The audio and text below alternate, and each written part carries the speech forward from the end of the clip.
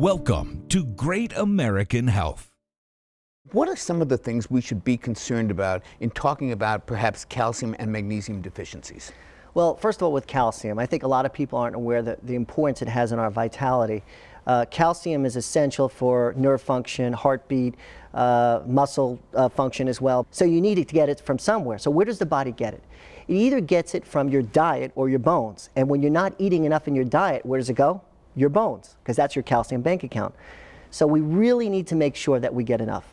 I think it's a very important point and one that gets overlooked a lot, and I've talked about this and we've discussed this before. And so let's really get clear on this. The bones are like your bank account.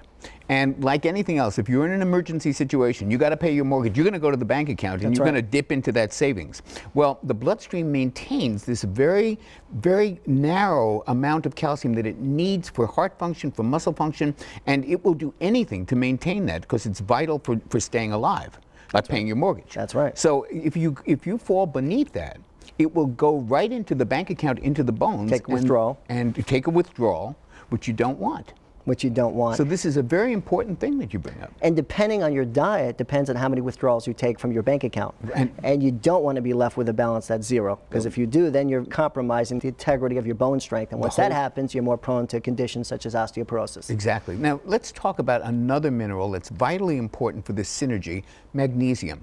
Why is magnesium so important? Well, magnesium is responsible for 300 reactions in the body. And so what does that mean? If you don't have enough magnesium in your body, there are 300 biochemical reactions that are affected. That are magnesium dependent. That are magnesium dependent. So what does magnesium do? It relaxes the muscles. And I'm talking about your lower back, your shoulders, your neck, your legs, in and around the digestive system, wherever there's muscles. So these are areas that your body starts to cramp up. Of course, these are where your muscles are. If you have a deficiency in magnesium, it may cause occasional constipation, occasional insomnia, minor leg cramps. There's a widespread deficiency in the United States.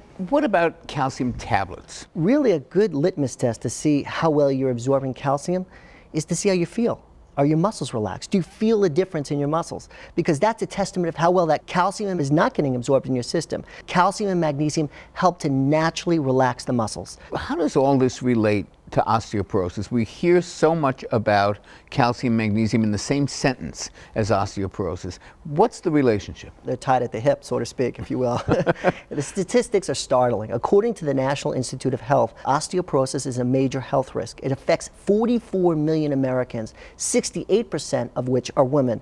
And of these 44 million Americans, 10 million already have osteoporosis, 34 million of which have low bone mass and are approaching osteoporosis.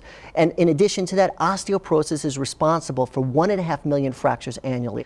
And because of pictures worth 1,000 words, here's a picture of healthy bone versus osteoporotic bone. Look at the difference here. As you can see, the difference is striking. Very well put. I'm sure everybody appreciates this potentially life-changing information you've shared with us today, Stefan. Thanks for having me on with you. It's been a pleasure.